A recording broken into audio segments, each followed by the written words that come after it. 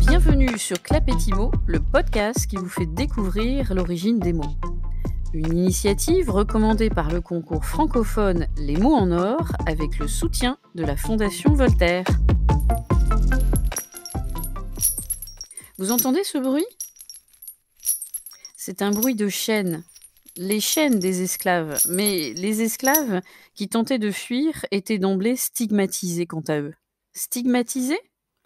S-T-I-G-M-A-T-I-S-E-R. Le verbe est ici à l'infinitif. Que signifiait-il ? Eh bien, cela voulait dire que l'on marquait au fer rouge les esclaves qui avaient tenté de s'échapper et de retrouver leur liberté. En effet, au sens propre, stigmatiser quelqu'un, cela signifie marquer la personne de stigmate, c'est-à-dire imprimer sur son corps une marque indélébile en guise de châtiment.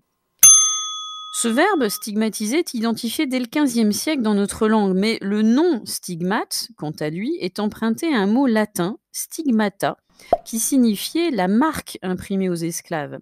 Et ce même mot était lui-même emprunté du grec ancien, stigma, qui voulait dire piqûre, plaie ouverte.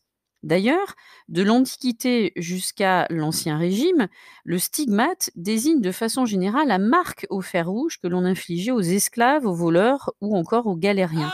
Cette marque était placée très souvent au niveau de l'épaule. Elle était alors un moyen de frapper d'infamie pour toujours celui qui était considéré comme impur et qu'il fallait à tout prix éviter, ne pas fréquenter au regard de son passé douteux.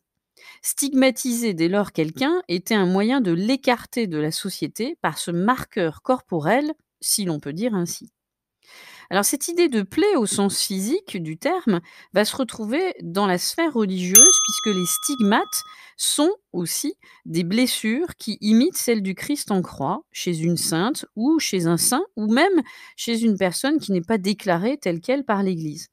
Ce sont des blessures en fait très profondes, douloureuses que l'on retrouve aux mains, aux pieds, à la tête, au flanc, plus rarement au dos, avec les stigmates de la flagellation et du portement du croix. Le premier grand stigmatisé de l'histoire, sur lequel nous avons des données fiables, c'est saint François d'Assise, qui meurt dans la première partie du XIIIe siècle. Mais ce qui est intéressant aussi, c'est que ce mot, en plus de ce sens propre que l'on vient donc d'évoquer, se dote d'un sens figuré au fur et à mesure des siècles, et stigmatiser signifie que l'on dénonce, on critique de façon ouverte quelqu'un ou un acte que l'on juge moralement condamnable ou répréhensible.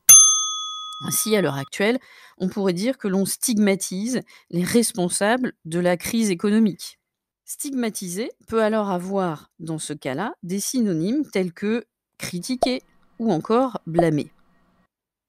Stigmatiser au sens figuré, c'est aussi tenir des propos qui ont pour but de transformer une caractéristique, un comportement, une incapacité ou encore un handicap d'une personne, d'un groupe, en une marque négative ou une marque qui serait le signe d'une infériorité.